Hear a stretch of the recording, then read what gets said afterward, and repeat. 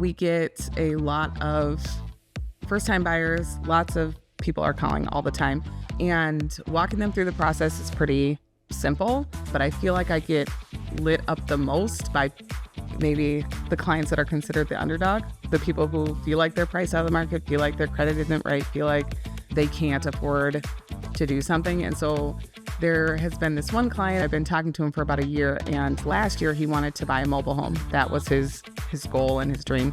I connected him with a lender. He was a little upset to learn that it may cost him just about as much as buying a $200,000 single family home. But recently I learned about the land trust and the affordable housing thing that's going on in Minneapolis. And I was so excited to get him into that program. And he went to the orientation and the classes. And so, yeah, that was probably my most fun experience, is to see somebody go all the way through the journey and still be able to get a home.